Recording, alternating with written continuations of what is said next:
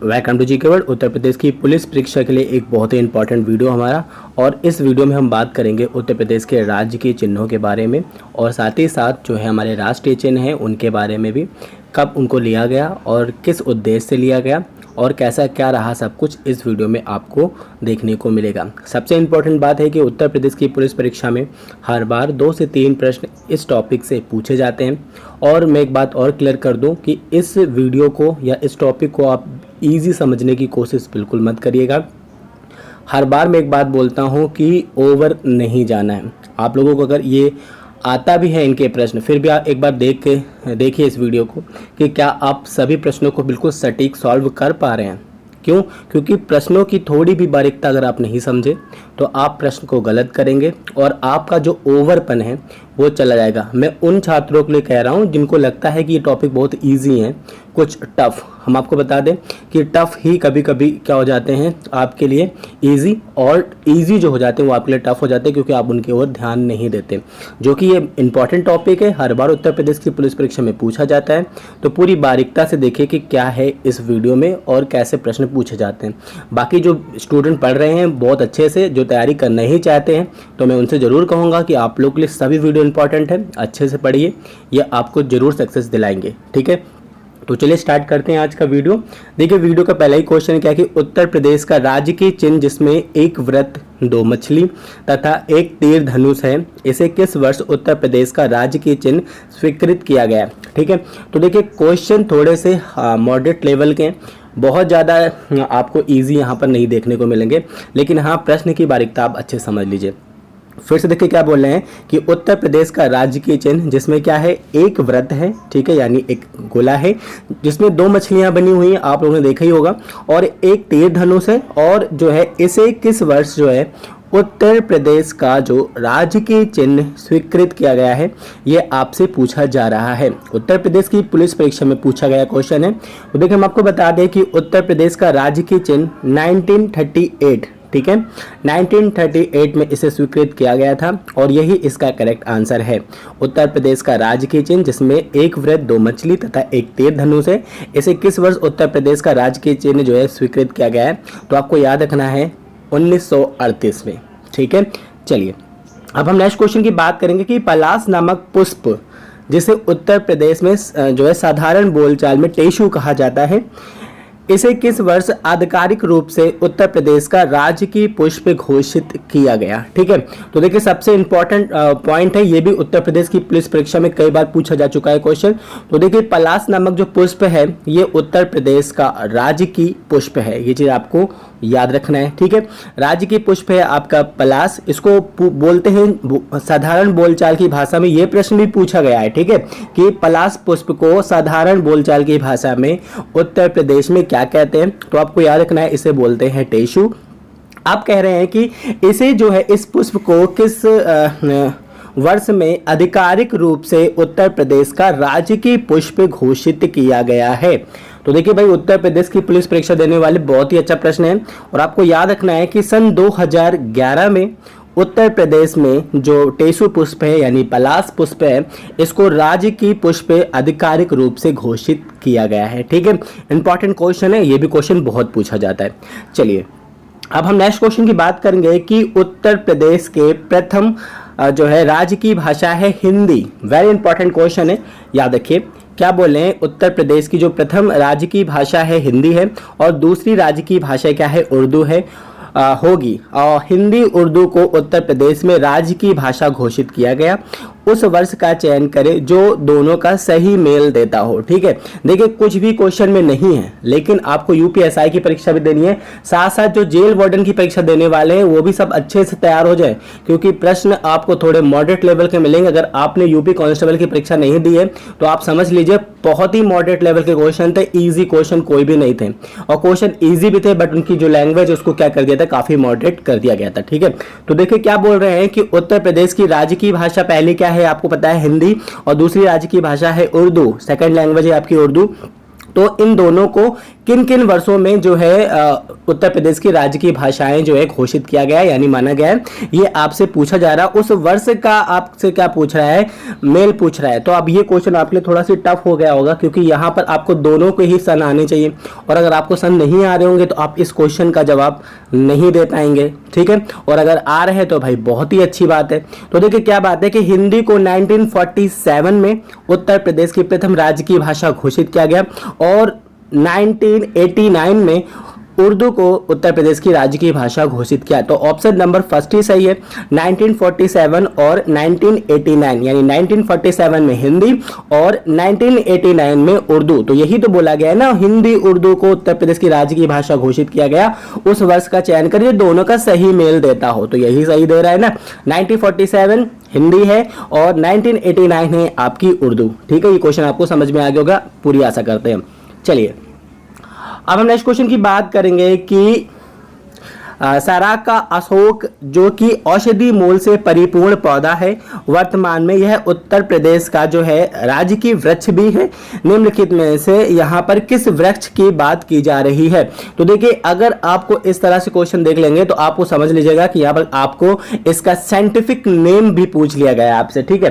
तो देखिए साइंटिफिक नाम बोला गया है सराका अशोक, ठीक है। और ये क्या है, औषधि मूल का पौधा है, बहुत ज्यादा इसकी औषधियां इसमें जो है बनती है इससे। तो बोला क्या जा रहा है कि ये जो है उत्तर प्रदेश का राज्य की वृक्ष भी है। तो यहाँ पर किस वृक्ष की बात की जा रही, तो आपको याद रखना है सराका अशोक। अशोक का ही जो है साइंटिफिक नेम है, और ये वर्तमान में क्या है, उत्तर प्रदेश का राज्य की वृक्ष है, ठीक है। चलिए अब हम नेक्स्ट क्वेश्चन की बात करेंगे कि निम्नलिखित में वह कौन सा पशु है जो वर्तमान में उत्तर प्रदेश का राज्य की पशु है। वेरी वेरी इंपॉर्टेंट क्वेश्चन, और ये भी क्वेश्चन कई बार पूछा जा चुका है। निम्नलिखित में वे कौन सा पशु है जो वर्तमान में उत्तर प्रदेश का राज्य की पशु है। देखिए जो स्टूडेंट थोड़े से ओल्ड हैं, जो पहले ही सब चीज पढ़ चुके हैं, देखिए आपको तो हम गौर करते ही करते हैं, आपके लिए भी इसमें मॉडरेट लेवल के हमने क्वेश्चन रखे हैं, बट बहुत से ऐसे स्टूडेंट जो फर्स्ट टाइम एग्जाम देने वाले हैं उत्तर प्रदेश पुलिस परीक्षा का, तो उनके ऊपर भी हमें ध्यान देना ही है, क्योंकि अगर हम कंबाइंड होकर नहीं चलेंगे बेटा तो फिर सबको प्रॉब्लम होगी, ठीक है। इसलिए थोड़े से ईजी और थोड़े से टफ क्वेश्चन आपको मिलते ही रहेंगे, ठीक है। तो देखिए क्या बोले हैं कि निम्नलिखित में कौन सा पशु है जो वर्तमान में उत्तर प्रदेश का राज्य की पशु है। तो आपको पता होना चाहिए बारहसिंगा की यहाँ पर बात की जा रही है। अब हम नेक्स्ट क्वेश्चन की बात करेंगे कि उत्तर प्रदेश के विशाल मैदान में बहने वाली नदी जैसे गंगा यमुना इत्यादि में अति दुर्लभ प्रजाति की मछली पाई जाती है, जिसे उत्तर प्रदेश में राज्य की मछली के रूप में स्वीकार किया गया है, वह मछली है, ठीक है। तो देखिए अब ये क्वेश्चन आप लोग बिना पढ़े ही गलत कर दोगे, ये हम भी जानते हैं, और देख लीजिए कैसे गलत करते हो। अगर आप लोग सही हो तो आप मुझे बताइएगा कि सर आप बिल्कुल सही कह रहे हो। कितने लोगों ने इस क्वेश्चन का आंसर सही किया है मुझे कमेंट करके बताइएगा। क्या बोले हैं कि उत्तर प्रदेश के विशाल मैदान में बहने वाली नदी है आपकी गंगा यमुना, आपको पता ही है, इसमें एक मछली पाई जाती है जो काफी दुर्लभ प्रजाति की है, और यहाँ बोला क्या जा रहा है कि उसे उत्तर प्रदेश में राज्य की मछली के रूप में स्वीकार किया गया है। तो देखो यहाँ पर क्या है, मोह या चीतल मछली, रोहू या फिर गंगा डॉल्फिन, या इनमें से कोई नहीं। तो हम आपको बता दें यहाँ पर उत्तर प्रदेश की राज्य की मछली की बात की जा रही है, तो वो है मोह यानी चीतल मछली, ठीक है। बहुत सारे लोगों ने गंगा डॉल्फिन लगाया होगा, और ये मैं पूरी उम्मीद करता हूँ। चलिए इसके नेक्स्ट क्वेश्चन के बाद आपको क्लियर हो जाएगा, ठीक है। अब हम नेक्स्ट क्वेश्चन की बात करेंगे, गंगा में पाई जाने वाली जो मछली है गंगा डॉल्फिन को किस वर्ष भारत सरकार द्वारा राष्ट्रीय जलीय जीव घोषित किया गया है। तो गंगा डॉल्फिन राष्ट्रीय जलीय जीव है, ठीक है, ये चीज आपको याद रखना है। गंगा डॉल्फिन क्या है, राष्ट्रीय जलीय जीव है, और इसे किस वर्ष जो है भारत सरकार ने क्या है राष्ट्रीय जलीय जीव घोषित किया है, ये आपसे क्वेश्चन पूछा जा रहा है, और उत्तर प्रदेश की पुलिस परीक्षा में पूछा गया क्वेश्चन है ये आपसे। तो हम आपको बता दें 2009 में, ठीक है, 2009 में गंगा डॉल्फिन को राष्ट्रीय जलीय जीव घोषित किया गया है। अब हम नेक्स्ट क्वेश्चन की बात करते हैं कि निम्नलिखित में वह कौन सा पक्षी है जो वर्तमान में उत्तर प्रदेश का राज्य की पक्षी है। बहुत ही अच्छा क्वेश्चन, उत्तर प्रदेश की पुलिस परीक्षा में पूछा गया क्वेश्चन।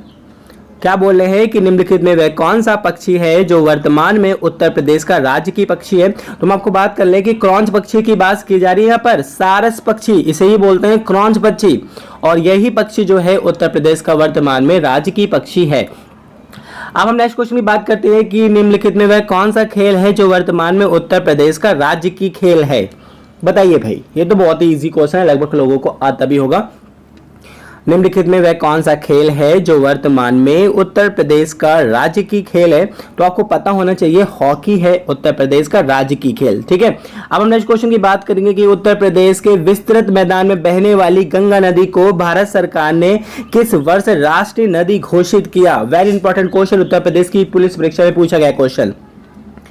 उत्तर प्रदेश के विस्तृत मैदान में बहने वाली नदी को जो है गंगा नदी जो है उसे किस वर्ष जो है भारत सरकार ने क्या किया है? राष्ट्रीय नदी घोषित किया है।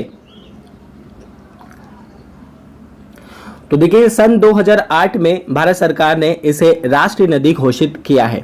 ठीक है, अब हम नेक्स्ट क्वेश्चन की बात करते हैं कि निम्नलिखित में जो है किस तिथि को राष्ट्रीय ध्वज को संविधान सभा द्वारा स्वीकृत किया गया है? देखिए क्वेश्चन को फिर से देखिए, बहुत बार पूछा गया क्वेश्चन। निम्नलिखित में से किस तिथि को राष्ट्रीय ध्वज को जो है संविधान सभा द्वारा स्वीकृत किया गया यानी अपनाया गया? तो आपको बता दें 22 जुलाई 1947 को राष्ट्रीय ध्वज को जो है स्वीकृत किया गया था, और हम आपको बताएं प्रस्तुत कब किया गया था? तो 14 अगस्त 1947 को। लेकिन यहां पर बात की जा रही है स्वीकृत कब किया यानी अपनाया कब गया? तो 22 जुलाई 1947 को। ठीक है, अब हम नेक्स्ट क्वेश्चन की बात करेंगे कि भारतीय ध्वज की लंबाई एवं चौड़ाई का निम्नलिखित में से सही अनुपात क्या है? लंबाई एवं चौड़ाई का सही अनुपात पूछा जा रहा है।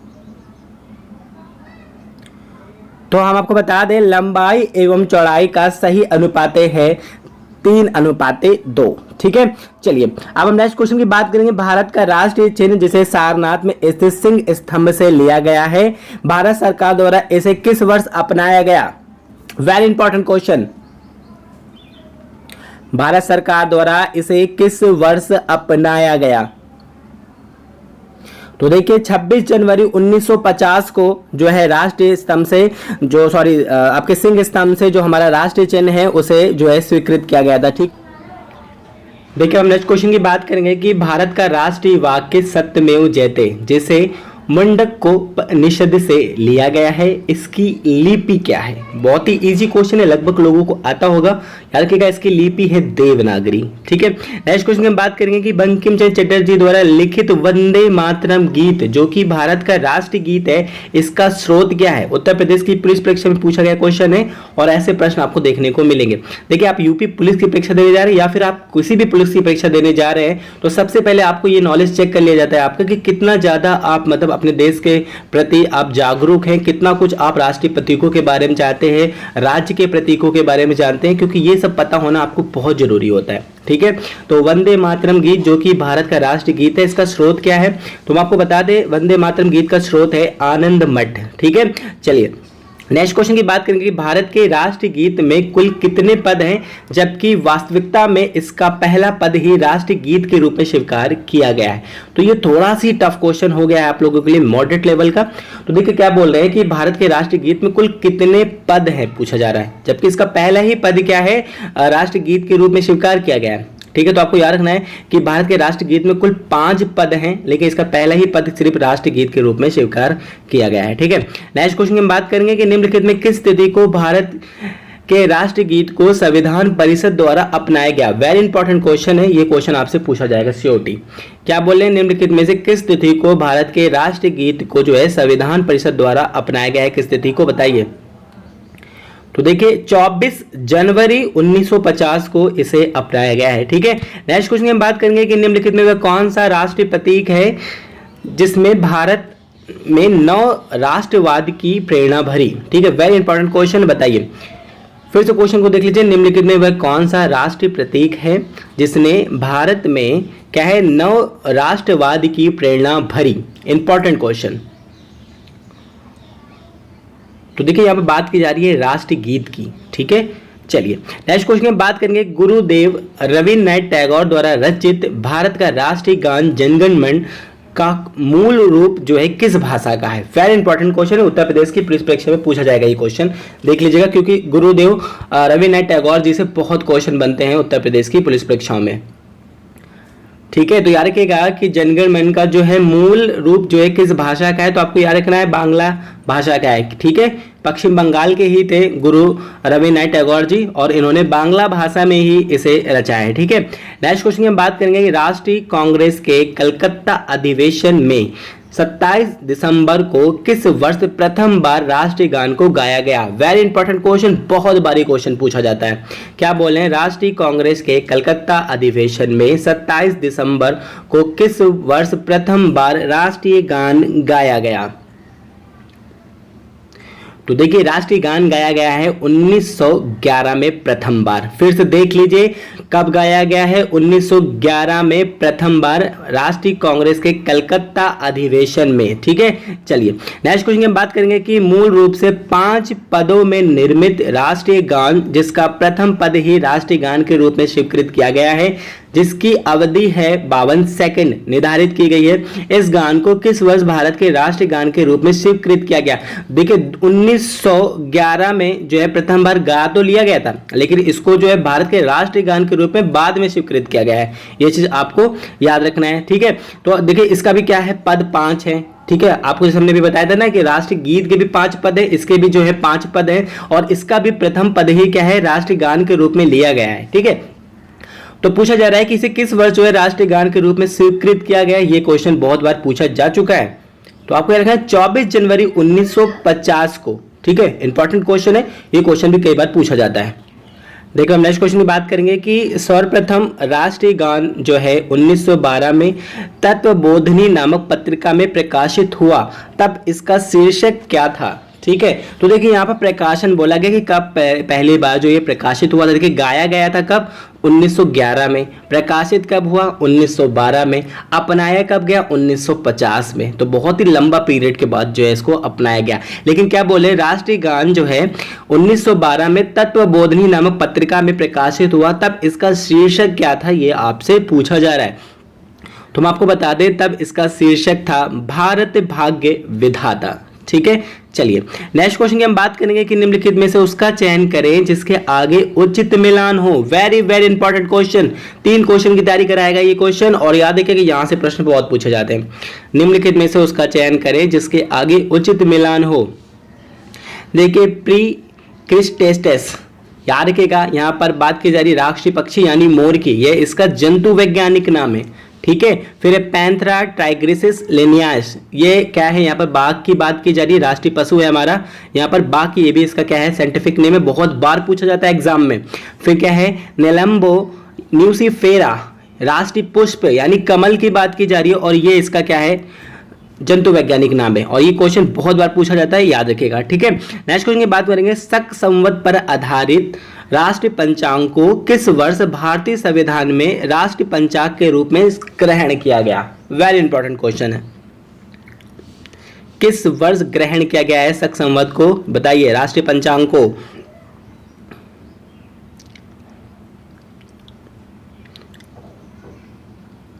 तो देखिए 22 मार्च 1957 में। ठीक है, चलिए नेक्स्ट क्वेश्चन में बात करेंगे, निम्नलिखित में से भारत सरकार का कौन सा अनुक्रम राष्ट्रीय पंचांग पर निर्धारित है? वेरी इंपॉर्टेंट क्वेश्चन, बताइए।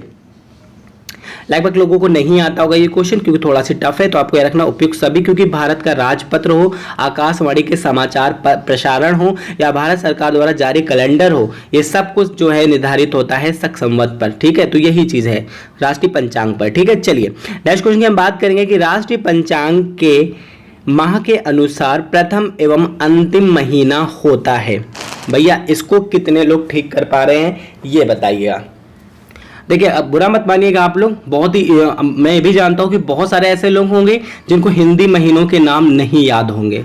ठीक है, इसमें कोई भी मतलब बड़ी बात नहीं, बहुत सारे लोग अब ध्यान नहीं देते हैं तो हिंदी महीना उनको नहीं पता होगा, लेकिन ऐसे प्रश्न उत्तर प्रदेश की पुलिस परीक्षा में पूछे जाते हैं, क्योंकि आपको ये भी चेक कर लेते हैं कि कितना ज्यादा आप अपनी संस्कृति के प्रति क्या है, झुकाव रखते हैं। ठीक है, तो क्या बोले, राष्ट्रीय पंचांग के माह के अनुसार प्रथम माह एवं अंतिम महीना जो होता है वो कौन सा होता है? तो देखिए हम आपको पहले महीनों के नाम बताते हैं, अगर आपको नहीं पता तो आपका रिवीजन भी आपको आते हैं तो आपका रिवीजन हो जाएगा, वो नहीं पता तो याद कर लीजिएगा। देखिए पहला महीना होता है चैत का, दूसरा महीना होता है वैशाख का, तीसरा महीना होता है ज्येष्ठ का, चौथा महीना होता है आषाढ़ का, पांचवा महीना होता है आपका श्रावण का, छठा महीना आपका होता है भाद्रपद का, सातवां महीना आपका होता है अश्विन का, आठवां महीना होता है आपका कार्तिक का, नौवां महीना होता है आपका मार्गशीर्ष का। ठीक है, 10वां महीना आपका होता है पौष का, आपका 11वां महीना होता है माघ का, और आपका अंतिम महीना होता है फाल्गुन का। ठीक है, तो देखिए यही तो क्वेश्चन पूछ रहा है ना कि प्रथम और अंतिम महीना। तो प्रथम और अंतिम महीना क्या है? पहला महीना है चैत और अंतिम महीना है फाल्गुन। ठीक है, इसका करेक्ट आंसर होगा। नेक्स्ट क्वेश्चन की बात करें कि जिस प्रकार भारत का राष्ट्रीय फल आम है उसी प्रकार फिकस बेंगालेंसिस भारत का राष्ट्रीय है। तो बहुत ही अच्छा क्वेश्चन है भाई। अब आपसे डायरेक्टली उसका क्या है, जंतु वैज्ञानिक नाम दे दिया गया है और आपसे पूछा जा रहा है कि यहां पर कौन है ये।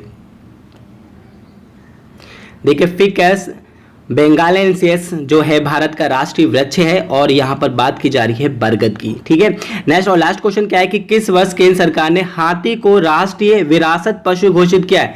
तो देखिए राष्ट्रीय पशु आपका बाघ है, लेकिन यहां पर विरासत की बात हो गई है कि सबसे पुराना पशु की अगर बात करें जो हमें प्राप्त है, तो इसी कारण जो है भारत सरकार ने क्या है, इसे विरासती राष्ट्रीय पशु घोषित किया है। तो आपको पता होना चाहिए कि हाथी है भारत का राष्ट्रीय विरासत पशु, जिसे केंद्र सरकार ने कब घोषित किया है? 13 अक्टूबर 2010 को। ठीक है, तो ये तो बहुत ही इंपॉर्टेंट क्वेश्चन उत्तर प्रदेश की पुलिस परीक्षा की तैयारी कर रहे हैं, तो आपको ऐसे ही प्रश्न की तैयारी करनी पड़ेगी। आई होप आपको वीडियो पसंद आएगा, अगर आए तो प्लीज लाइक एंड शेयर। आपके लिए हम बहुत से अच्छे वीडियो क्रिएट कर रहे हैं और हम वही बढ़ाएंगे आपको जो आपके एग्जाम में आपको मिल जाए। हम कुछ भी उल्टा सीधा नहीं पढ़ाते हैं, जो जबरदस्ती और टाइम टेकिंग नहीं करते हैं। बाकी हम आपको वो पढ़ाते हैं जो आपके एग्जाम के लिए बहुत जरूरी है। आई होप आपको ये वीडियो पसंद आएगी। अगर आए तो please like and share. Thank you.